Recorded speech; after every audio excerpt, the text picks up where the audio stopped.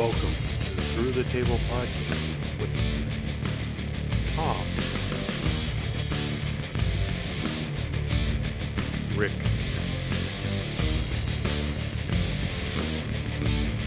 Russ, JL,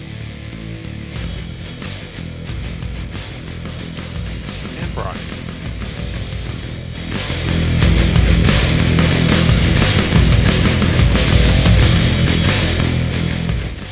Welcome back to part 2 of Through the Table podcast number 19. Well, there we hello, go. Everybody. What's Now up, my Tom? audio works. Audio, Tom. I have something to read for Tom, Oh, but it's a different subject. Is this the I'm not allowed to swear section of the evening? No, yeah, I was trying to rile you guys up. Ooh, Go ahead. We're through our Japan talk, I think. I think so, yeah. WWE is a better suited for kids, a key audience for McMahon, and is considered to have a better storytelling, whilst Khan's AEW is provided to have a better TV match, audience reaction, and just shades of being thorough as more excited. Sorry, I always screw words up. And you know who that was in today's Variety. Variety. Yeah, that was in today's Variety, how it's more kid-centered, which... Well, And if you saw that AEW's little graph I sent you earlier, that's the only thing that they should be leading AEW in is Kids Central. Yep. And they're changing that because that was announced that Vince McMahon in a meeting said it's going to be more poopy jokes, less clothes on women, and swearing. Because Don't forget, only on USA, because Fox does not let any of that stuff happen. And if they try they'll breach the contract and they'll just get rid of them right away. so they want to go back to the Attitude Era, is basically what I'm hearing for USA. So how are you going to do that, though? You're going to have your Monday Night Raw just be complete. So once again, you're going to turn it into Nitro. Yep. You're going to turn it into Nitro. Mm-hmm. I mean, and they'll keep the Liv Morgan Carmella feud going for another 76 weeks. with their pizza, with their they pizza made sure head both masks. of them got over there.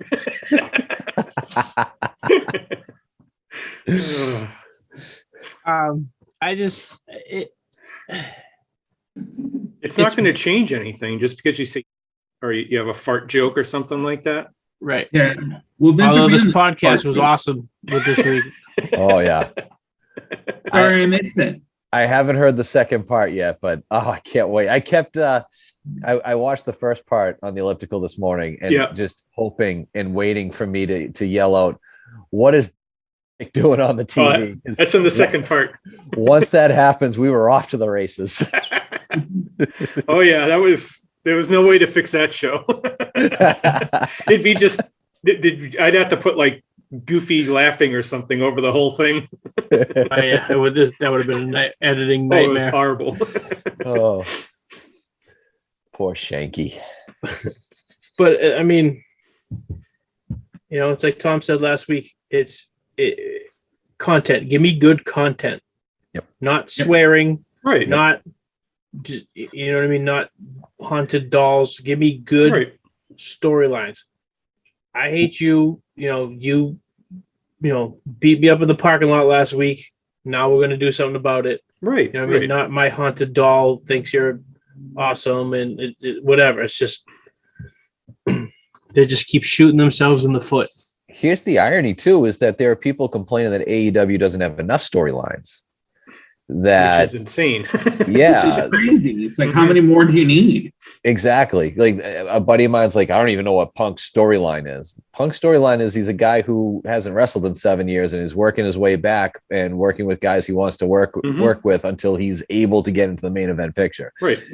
He's actually not even working a gimmick. I'm pretty sure what we're seeing is Phil Brooks. He's happy to be there. Yep. Yeah. Happy to be there, Phil Brooks. He showed up on Wednesday and told Tony Khan, hey, I want a match tonight. He wasn't scheduled to have a match for a few more weeks, or at least he's like, I want to work tonight. All right, we'll figure it out. Oh, no. That's not what you're supposed to do. He's quickly becoming Mr. Rampage. Well, he was only signed for a certain number of shows to do. And now Punk's like, I'm so excited. I want to work like every week. They literally can't tell him to leave. Yep. Right. Where the WWE thinks, hey, we did a draft, that'll change everything. Well, and then that's going back to the point is that, as Ricky was saying, the compelling storylines. Give me something. Give me something that I'm going to want to watch. Right. I don't care. You could say 1,000 times. It doesn't mean anything to me because is Carmella saying it to Liv Morgan again? Are we seeing that for the 30th time in the last 2 weeks? It's happening tonight. It's terrible. So, and it's funny too, because if you even look at it, like the AEW side of it, I feel like the segment now with the most in it is the Jericho segments with what's his name, Lambert. Right. Mm-hmm. And that's probably my least favorite segment on the show. Yeah. I don't know if it's Lambert. I don't know if it's Jericho. I don't know if it's Swagger. I don't know why it's my least favorite, but it's Swagger. It's definitely it's 100% Swagger. I actually know why. I know why it is. It is the Inner Circle prospect, Fuego del Sol. Oh, I mean, that's pretty too. Del Sol. No, but for real, like it's literally just I don't know if it's Lambert just literally trying to be Jim Cornette. It's like I feel like he listens to Cornette's podcast like an hour before, 6 hours before Dynamite, because they're always 6 hours long, right. And he just used Cornette stuff, and that's and I listen to Cornette too, and he was even saying like the only reason they're doing this right now is because Jericho wanted to get one up on Cornette, and this is pretty much the only way to do it is because Cornette's not coming into AEW, so you basically give Cornette's gimmick to Lambert, and at some point he'll get his. You know what I mean? That actually makes a lot of sense. It does. I didn't even think of that. The other point I know is that WWE was all after a lot of those UFC guys that are with Lambert. Oh, really? And Lambert's like real close with some of the AEW guys, so I think he's trying to keep him out of the WWE because he knows they'd probably screw him up. Because if Paige Van Sant and Masvidal ever go in, they want to be wrestlers eventually. Right. I don't care about Dos Santos. Like, he's terrible, but he's the first guy getting a shot now. Wasn't he wrestled for right? That was Cain Velasquez. Velasquez, right? Right. Yeah, they were saying Dos Santos was throwing in moves like the old Dark Order guys did there on that one taping where they were missing completely. Dos Santos was missing all of his moves, I guess, on it. I didn't look at it that closely, but I guess he was not even coming close. Well, I think the thing too with a lot of that stuff is they're trained fighters. You know what I mean? They're trained for real fighters. Like that, it's you know what I mean. Like if your adrenaline's going, you know what I mean. You're not going to throw a work punch. You're just going to sock someone in the face. So I feel like Dos Santos his whole thing is, all right, if I can, I don't want to like knock Jericho's teeth out. Sure. But at the same time, so I think he's too mindful. Probably. You know what I mean? Like maybe, I think at that point, Jericho or Hager or whoever he's interacting with needs to tell him like, hey, just lay it in. Go ahead. I think he was hitting or trying to hit Jericho at that point. Masvidal seems to be pretty like, I mean, I know he's only thrown a knee, but that was an incredible working knee. Paige Van Zant needs to get off television like pronto. I like the outfit she was wearing. Like it just seems like every week it's just getting more stupid. You know what I mean? Like she's just, I'm a wrestler now, so I gotta look like an asshole. And you know what I mean? It's just when they're upset and stuff. Yeah, she's watching way too much like 1980 like for WWE superstars or WWF superstars. Well, that's the tapes that Lambert's watching before he goes out there, so they're watching with him. Right. So I mean, it's probably all of them. It's the problem. She wore that neon jumpsuit on Wednesday, and I was like, "Get Oh, it was bad. Yep. She needed a lollipop. I know WWE wants them for like the baddest of ways, and I don't think Lambert wants them to go there. But that's even like, you think about it. It's like they just on Raw they drafted Gable Steveson. Yep. You know what I mean? That they're always trying to do. I mean, I don't know if it's like they're trying to find the next Kurt Angle or like something Probably. like that, but it's, you know what I mean? Like you're just trying to find all these MMA guys now, and it's I don't know. They're not. It's like 1 minute they're all like, we need to protect the integrity of wrestling and do it the right way, and it's just like, and then it's like, oh, all you football players and UFC guys, come on over, and hey, that's what they want. It's from stupid. From the last trip, the Vegas camp they had there, it was all non-wrestlers except for one guy there, the one Uso brother there. Yeah, they don't. Everyone else was a football player, or a rugby player, or a former wrestler, or former weightlifter, aerobics people, like fitness girls. Like no one had any wrestling experience whatsoever. They don't want indie guys because when the indie guys end up leaving, they still have their gimmick, their name, and all of that. Right. They want guys that they can create from the ground up, so that way, if they ever leave, if they ever decide to go to AEW, they have to completely change their gimmick, their name, their persona, everything. Right. Or they not, I mean, look at like Braun Strowman, Bo Dallas. It's like they just they have, it's almost like they have no chance. I mean, I know Bo Dallas, like something came up the other day where he's just like, I'd rather be farming anyway. Yeah. Court Bauer from MLW did a little presser before their Vice show. And he said, he talked to him and he said he was happy being a farmer. We make a big deal about CM Punk taking 7 years off and, righting his head and all that from the miserable experience he had in WWE. He's the most famous of it, but how do we know that, like, say, Bo Dallas isn't completely burned out? Or sure. I mean, absolutely. we talk every week about how sad Bray Wyatt is. Maybe a lot of that did him in too. And I think there's a lot more to this. I think a lot of these guys and girls who haven't found work yet, maybe they're trying to get their mind right after working there. I don't blame it. Yeah. I mean, you don't get used right, or, the way that they treat everybody too. Which, by the way, it is kind of interesting to me. Obviously, there's some serious talent that got taken by AEW already, but then there's a lot of people that you expect should have shown up by now. Yeah. Like Braun Strowman, that too. The Iconics, people like that. And it's like, okay, maybe Vince might have been right. On some of them anyway. Or you just don't want to bring everyone in at one time. Yeah. See, like I was gonna say that, but then you like Bobby Fish. That was a total surprise that they signed him last night. Yeah. Or yesterday, or whatever it was. I guess it was all from what they've said, the Young Bucks were all over that one. That was all they're doing to get Fish to come in. And that's cool and all, but at the same time, it's I mean, Bobby Fish is what, 45 years old. Yep.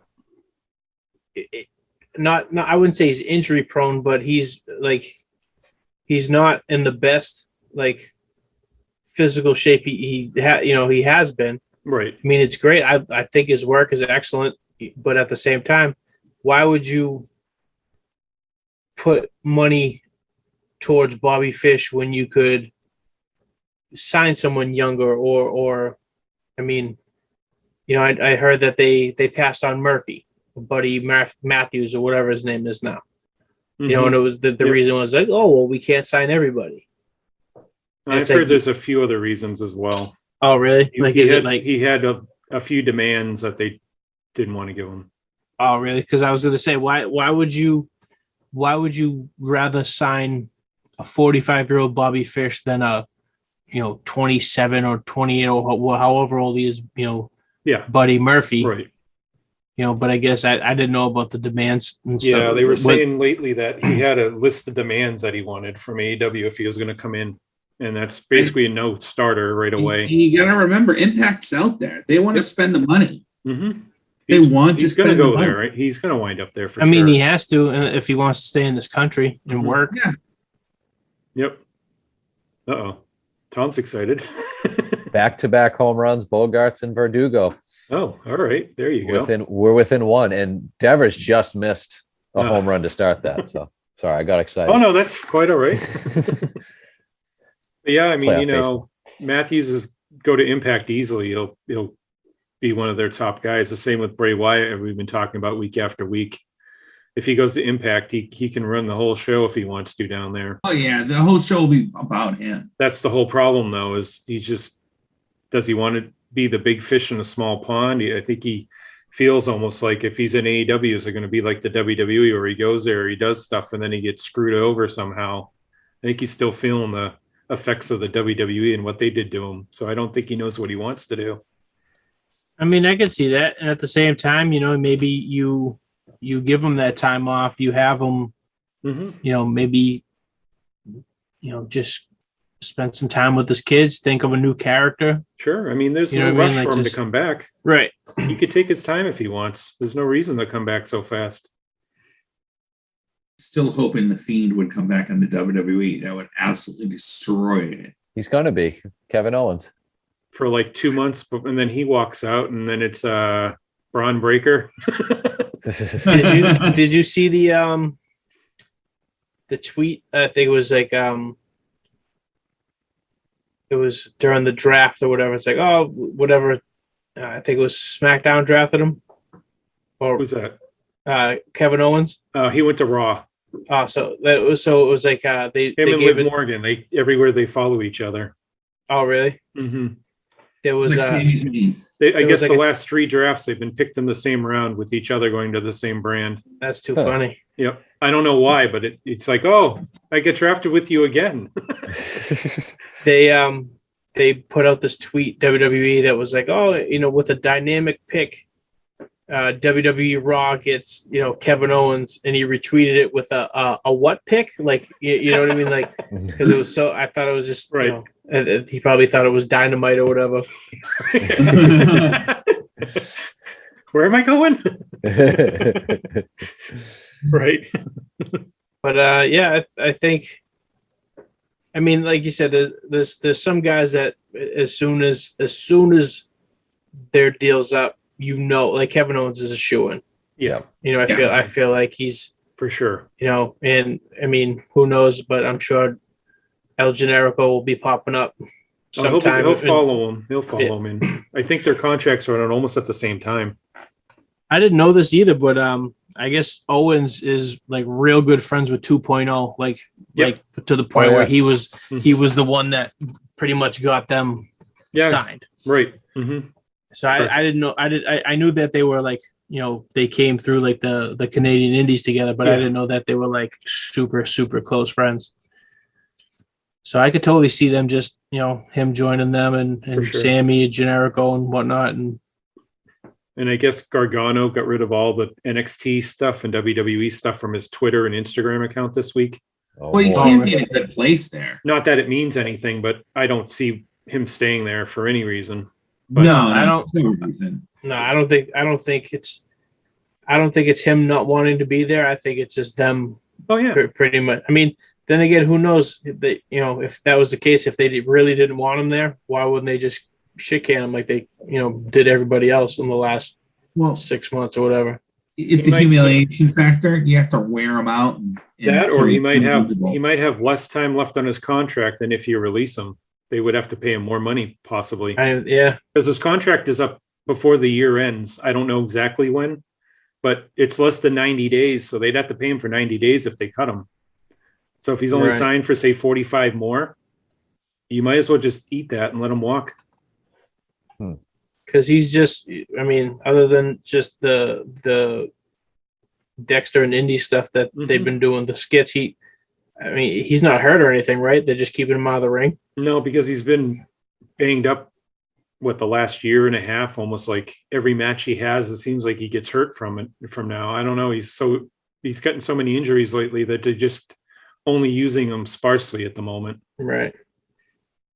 So that's another thing too. It's like, if that's the case, if he's so banged up, is AEW a viable option?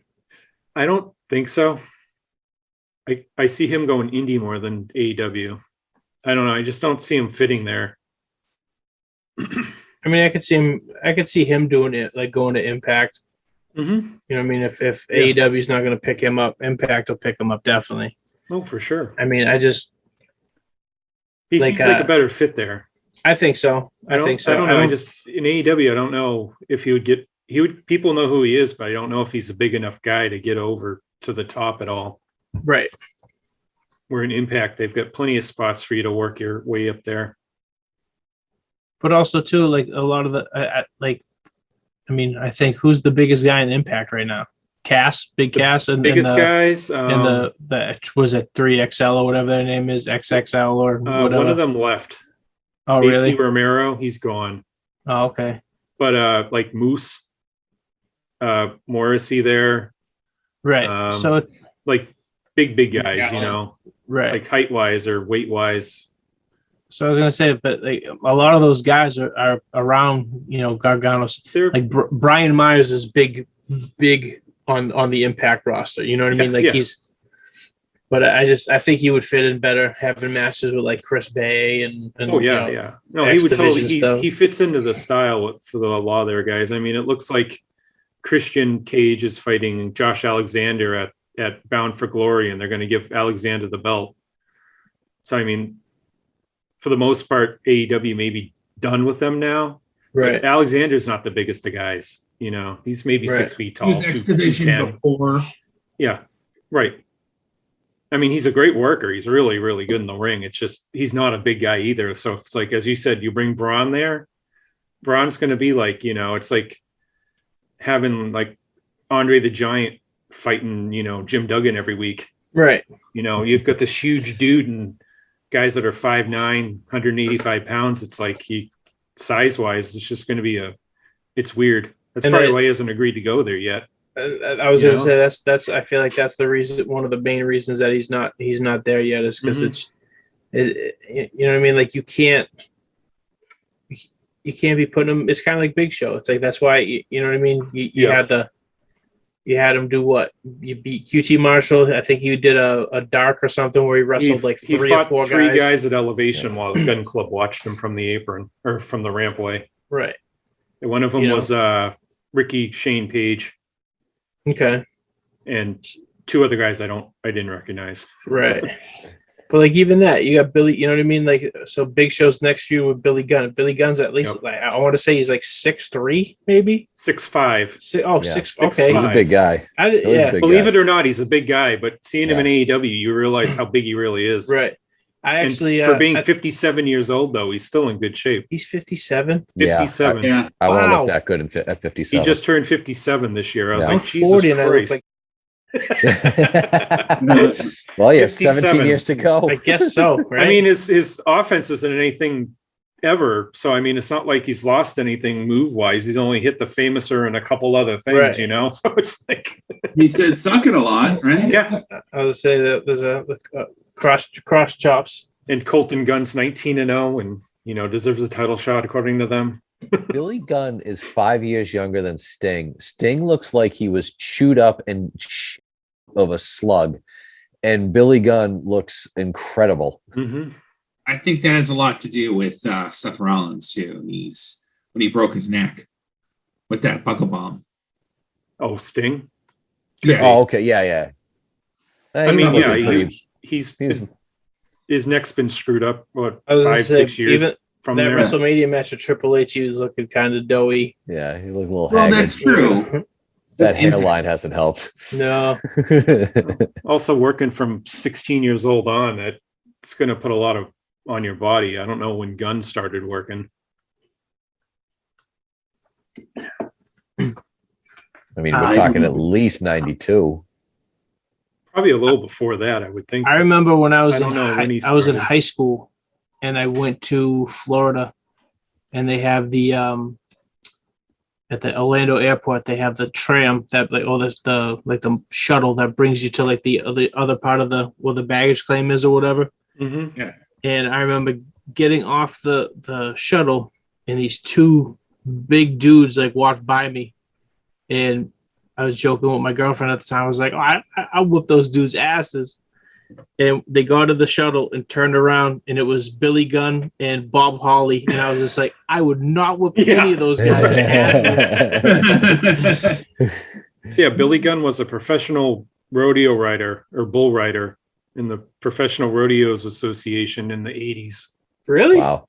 Until 1990, started Living the wrestling in gimmick, 1990. So, yep. He was living that smoking guns gimmick. And he'll be 58 on November 1st. God damn. Jesus. I know Sting looks like he's 82 compared to Gunn. Seriously. Sting always has that look on his face too, with the face paint like is kind of wearing off, where he just looks like a guy at the nursing home who just kind of got into the arts and crafts room and got confused. He's real sad all the time. He's just sad looking. I keep seeing these memes and stuff with him as Mermaid Man. Oh, from SpongeBob. SpongeBob. They say that here they remind him of Mermaid Man. I don't know why, but man. Yeah, I don't think he does. This up now. I don't think he's that senile and old, but It is kind of crazy when you just see the guys you grew up with just being all old and just sad. And well, that's why I'm fine with him being a manager. Like Flair saying he wants to get back in the ring still. Like, no, that's crazy. Don't please no. I saw him do this stuff with AAA and it was awful. I'm like, don't even. It took him about 2 minutes to put Omega in the figure 4 leg lock. It's like, no, just stop. I remember in 2014 there was a gym in Tewksbury and Hogan did a Gold's Gym, an autograph signing. Yeah, it was the day. It was the day before Money in the Bank.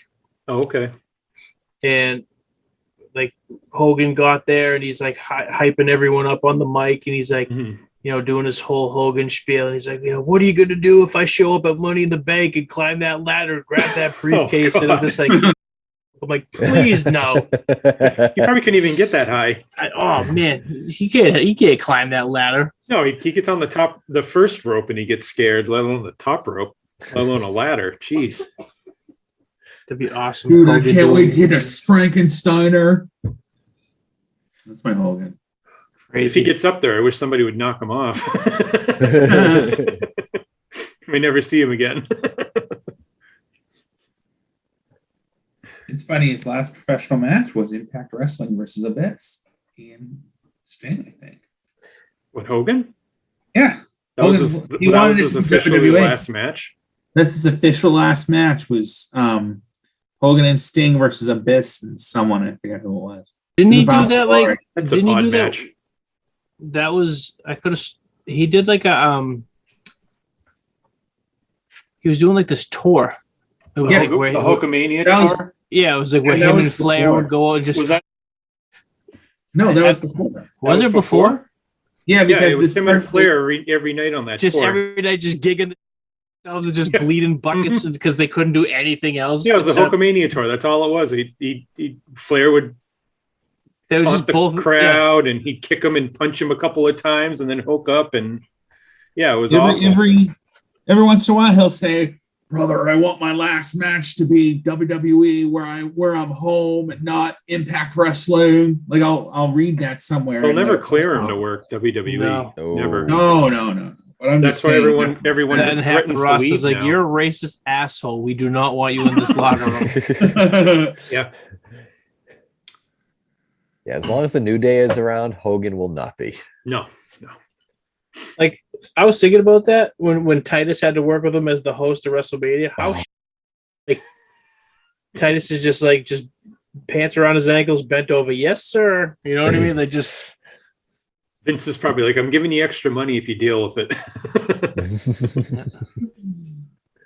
Hey, we know how you're like a pretty stand-up guy. We're gonna have you work with this for 6 hours. Fantastic. Exactly. I get to be on TV though, right? Yep, you do. You get your Dad of the Year award with you. Meanwhile, the guys in catering have no clue where he is. He's usually there all the time. Yeah. Where'd Titus go?